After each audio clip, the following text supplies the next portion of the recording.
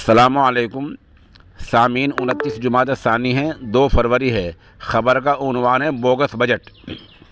24 घंटे पहले हमने बतलाया था कि ये इस बजट से आम आदमी को कोई फ़ायदा नहीं होने वाला है, जबकि कल 2 बजे कुछ मीडिया घराने ये कह रहे थे और मीडिया हाउस में ये खबरें चल रही थी कि इस बजट का आम आदमी को बड़ा फ़ायदा होने वाला है। सवाल ये है कि आम आदमी को बजट का फ़ायदा कैसे होगा।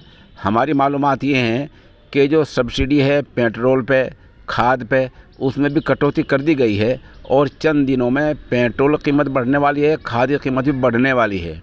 दूसरे के आम आदमी के जो इस्तेमाल की चीज़ें हैं रोज़ाना की, उनमें आटा है, दाल है, घी है, चावल है और मसाला जात हैं, इन चीज़ों पर कोई कमी नहीं हुई है। इसी तरह आदमी फ़ोन करता है, फ़ोन का जो ख़र्च आता है उसमें कोई कमी नहीं हुई है। हर आदमी घर में बिजली का इस्तेमाल होता है, बिजली में ख़र्च में कोई कमी, किसी यूनिट में कोई कमी, शरह कीमत में बिजली पे कोई कमी नहीं हुई है।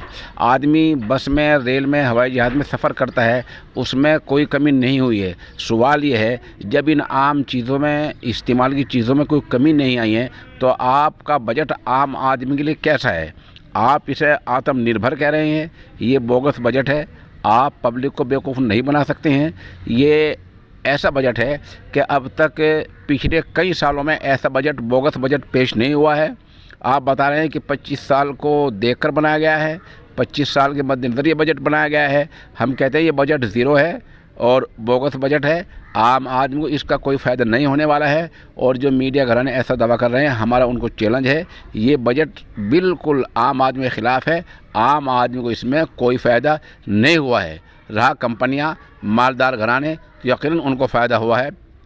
उनके फ़ायदे से सरकार को तो फ़ायदा होगा, लेकिन आम आदमी को उनके फ़ायदे से कोई फ़ायदा नहीं होने वाला है। हम फिर कहते हैं कि बोगस बजट बोगस है।